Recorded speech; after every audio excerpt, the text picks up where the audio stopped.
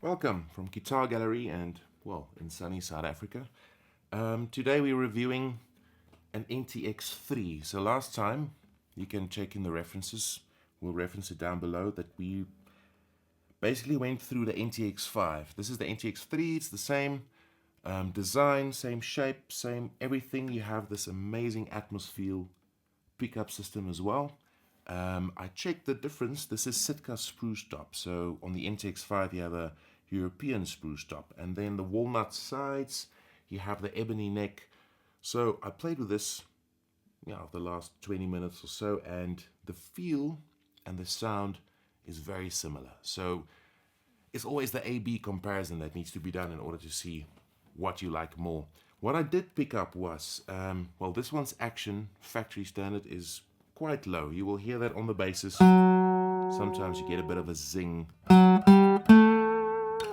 But if you play it a bit softer, I think that's with the new strings as well. So if you play it in those strings, you'll have a bit more of a solid, rounder sound than in the beginning.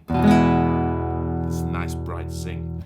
Right, so sustain-wise, I would say go and have a listen to the other one, but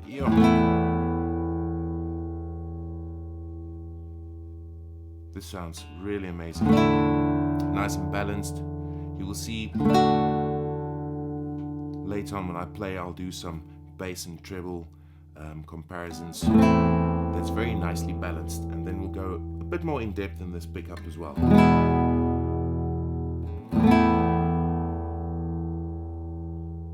Right, in terms of the basses,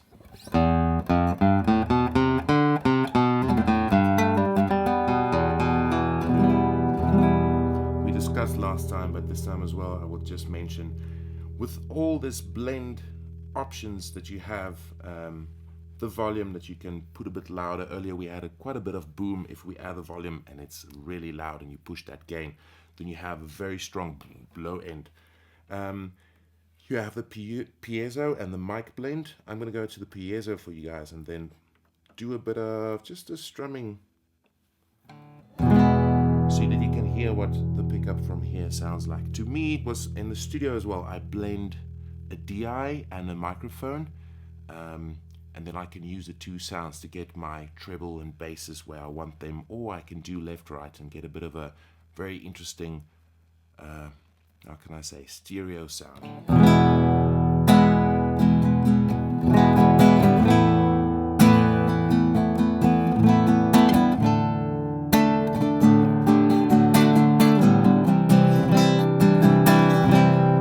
Now I'm going to move it over to the mic position. So that's the microphone inside the guitar itself. That's completely over to the mic. So let's see what that sounds like.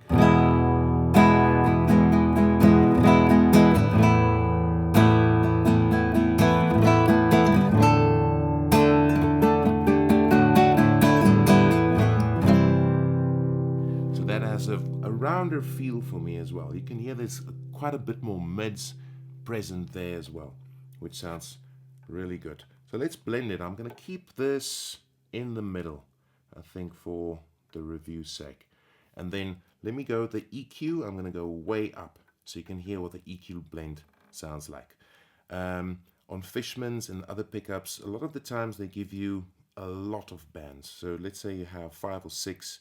Then there's a lot of options, which is great, but this blend button does everything you need and more.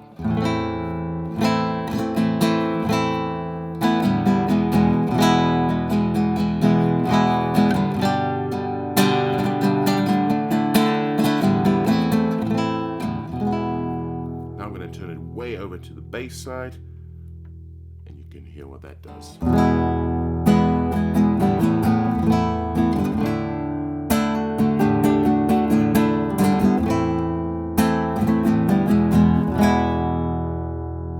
Even if I turn it all the way to the bass, you still hear a nice treble. So they didn't, how can I say, make the contrast that they cut it completely. I think it's a nice blend that you have there. If you need to add more bass, you have weird tones that you want to work on, or you record and you want to split up the basses and the trebles and you do a bit of a solo, I would then do the EQing as well on my DAW, or have an EQ like on my pedal board where I can change the EQ as wanted as well. Right. The only change that I really felt, especially my left hand, is versus the NTX5 is the fact that this neck is a lot flatter. So I think the curvature on the NTX5 is more. So classically, this feels more closer to my Yamaha classical guitar that I have than what it feels for the electric guitar neck that I have on my Ibanez, for instance. But if you compare this to a Telecaster, which is a bit more flat as well, it has that kind of feel, which is nice and chunky, very nicely finished. I like the fact that the shape and the size runs all the way to the 12th fret, and it has the same thickness.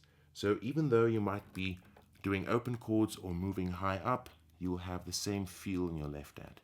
Sometimes with the classic guitar, it starts tapering earlier as well. So I think with new construction methods, they can make this heel a lot smaller than what they did in the past as well. So, well, with the walnut and the ebony and the Yamaha construction, I think this will last years, and you can take, well, it can take a lot of beating, I would say. Right, I'm going to do something so you can hear the comparison between the basses and the trebles as well. Let's keep it way in the middle in the atmosphere.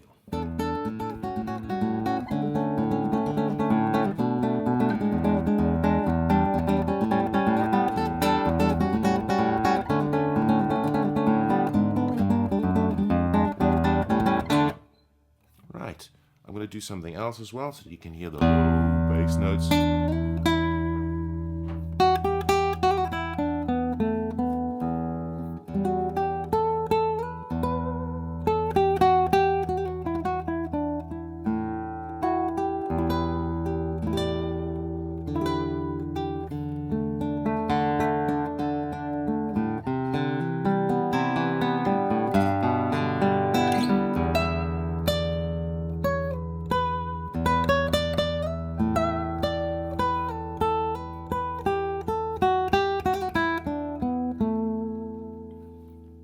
I'm going to do something on my pedal board as well. What I wanted to do earlier is that to show you that with this atmosphere pickup, the fact that you can blend the two, I would, for instance, use the mic side a bit more.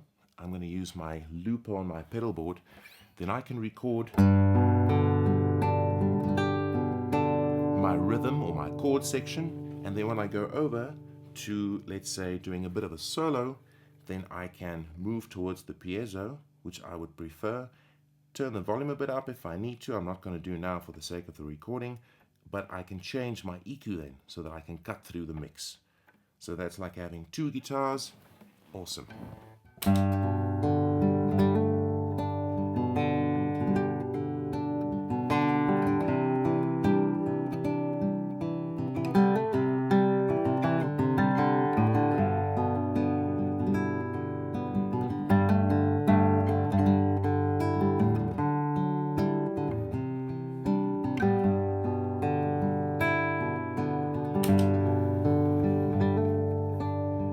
As that's going on, I'm blending the piezo a bit more, adding myself a bit of treble.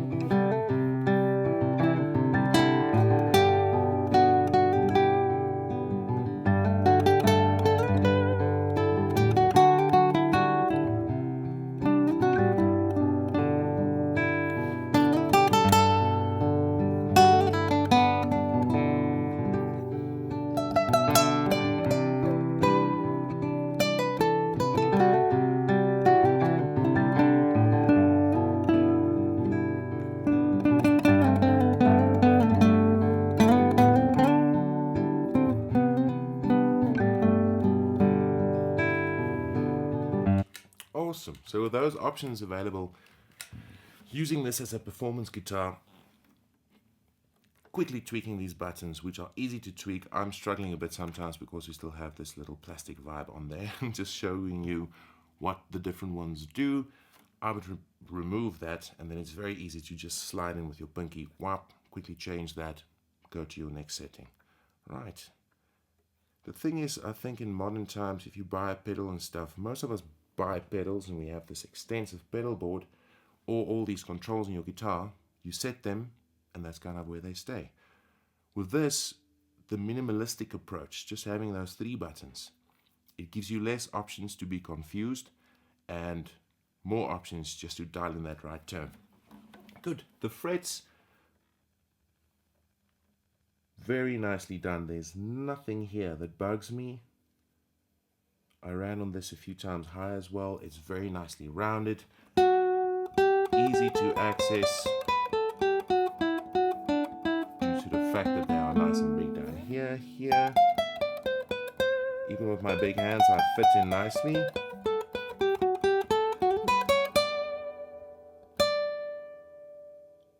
Very nice sustains. I think the quality of these alloys are very good.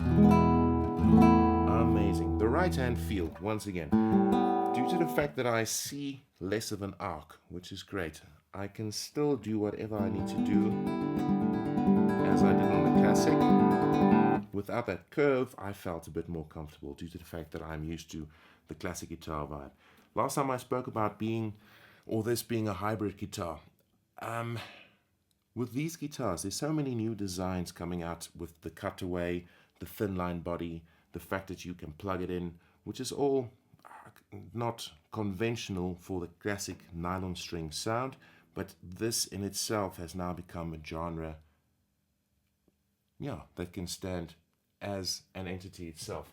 Using this, Jason Mraz does it a lot, where he uses nylon string to strum. I think that mellow sound just appeals to so many people. And all of a sudden, when you strum normal open chords, you have a unique tone due to the fact that everybody strums a G on a steel string. But let me just strum a few open chords and you can listen to this. Medium Gibson pick, very bright. It's that classic ones that you buy everywhere. Let's see.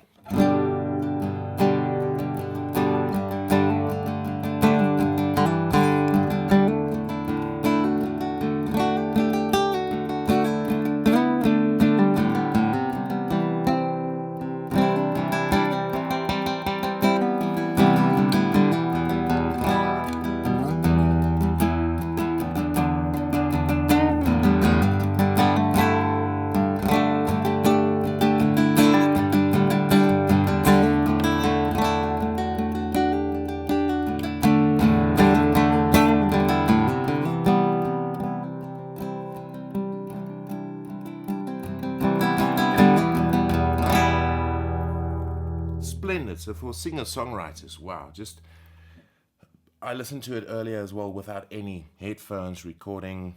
It has a very decent volume. It's not overtly loud like, let's say, big Dreadnought sounds, which is sometimes if you want to sit and just relax and jam and write your songs. This is nice and controlled and balanced, which is great. The inlays, that is so pretty. I like this. This is the natural color. They also bring this out in a sunburst. Now, I'm not a big sunburst fan. On a stage, it can sometimes disappear as well. This reflects all the colors, things you have, stage lights. It's really pretty. It's quite glossy, which is very nice. And the grain is so consistent. Amazing. The binding is really pretty.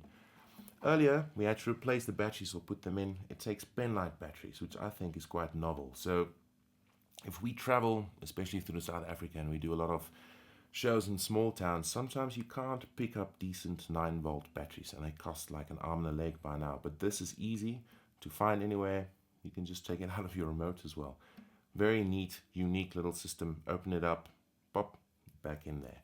The straps, nicely balanced. I'm not going to play it with the strap today, but I did the NTX3, and the balance, as I said, is great. It's around the sound hole area, so it's not like when you have to put the strap here with that little toe key, that string, and then put it on this side. We have that swing vibe going on, and then you have nothing bugging you on this side. So very nice. Good. I'm going to play some loop pedal stuff again. Let's quickly have a look at what we played last time with the percussive entities. What I like about this, I want to show you as well. Let's say you want to record your rhythm. Then move over to the microphone, obviously. Then you have a very nice. Then you pick up all those sounds that your hands do. Let's quickly do a little bit of a beat vibe here. It's on an E minor.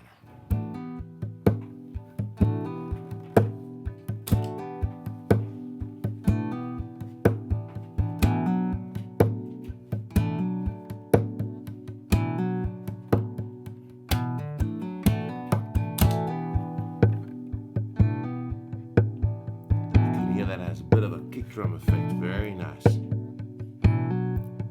Sometimes on my acoustic I need to really punch it to get that out there. This I can do very light and controlled.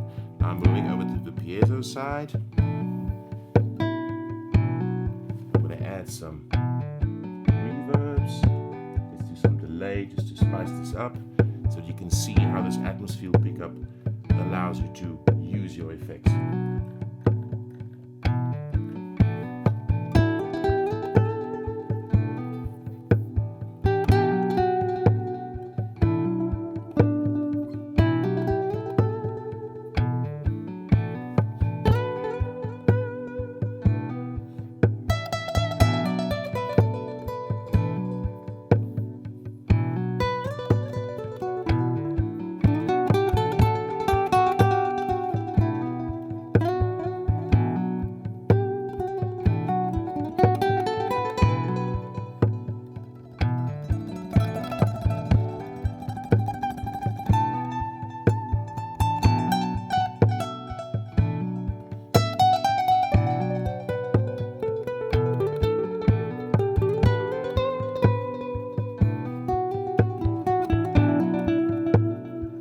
To the mic once more.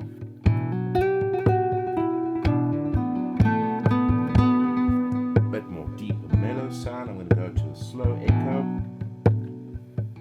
Do some on the bass side.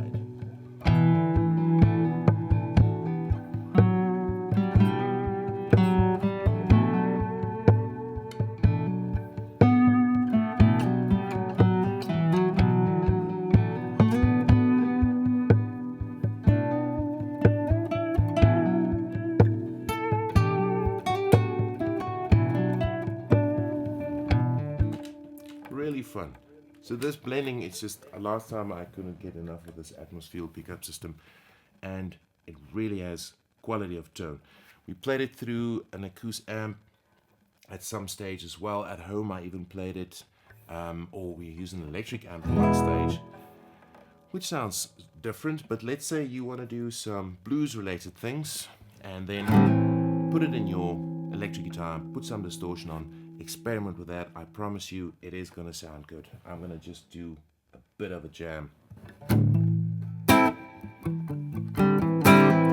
Bit more with an electric approach in my right hand with palm mutes and things. You can listen to what that sounds like.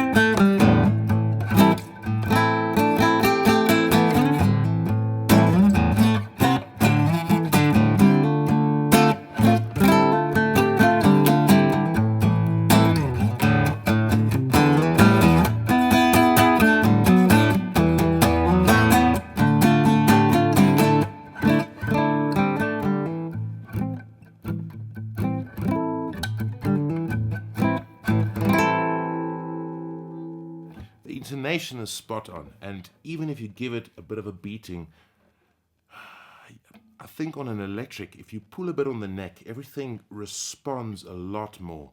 This one you can really hammer and you don't get strange, how can I say, harmonics that might jump in there.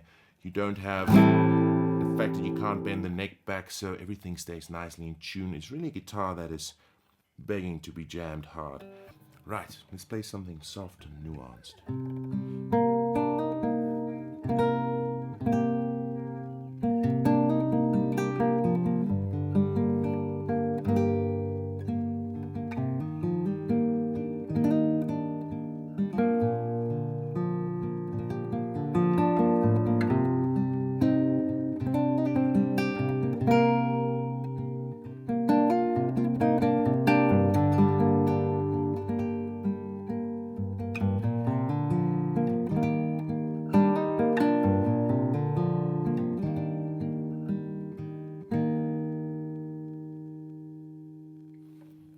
what I try to showcase as well, I play everywhere on the neck.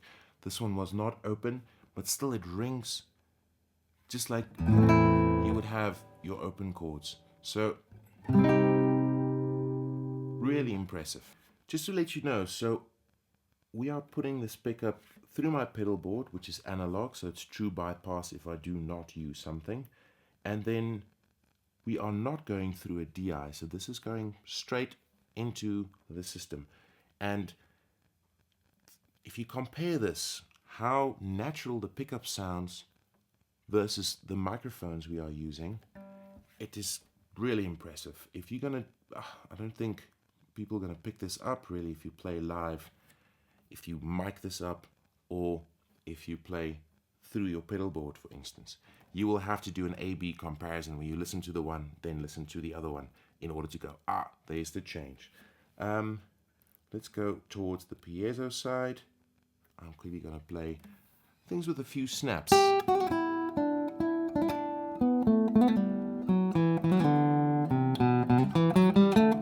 I'm going to do some lead on the plectrum after I've recorded a bit of a loop for us here.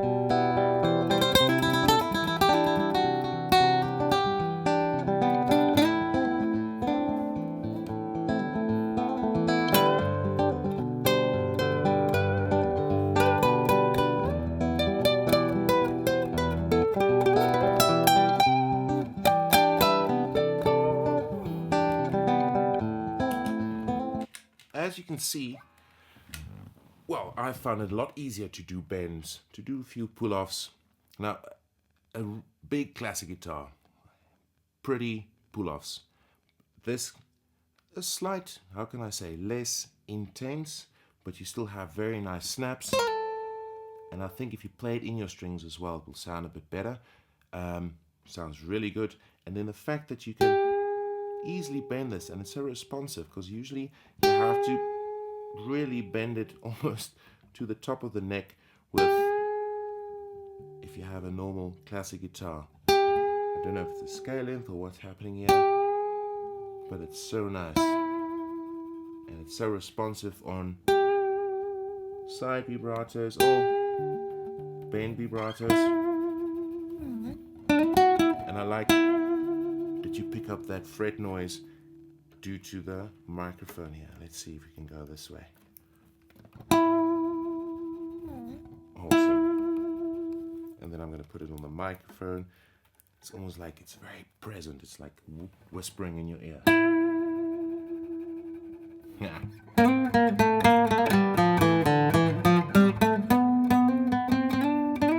So once again, I would say Yamaha really has something in this pickup. And then to complete the package, you have this build quality, the awesome neck. This one's a slight bit flatter, as I did mention. Quality tuners. I didn't have any trouble tuning this. It doesn't ping jump, even though it came out of the box like half an hour earlier. Very nice inlay. I don't like the embossed one they have on some of their other guitars. This is just very pretty. Awesome finish. It looks really cool with this sharpened edge there. The fact that you have these batteries, the pickup to use to blend. I showed you all the possibility you have here. It comes with your straps. It has the Sitka spruce top, which is really just so responsive. This is a truly amazing package. And I would say you don't need something more expensive to do your performances. And there's a lot of musicians that will tell you that obviously they think the tone lies in your fingers. It's a combination of the two. And with this tone and your fingers, you're bound to do incredible things.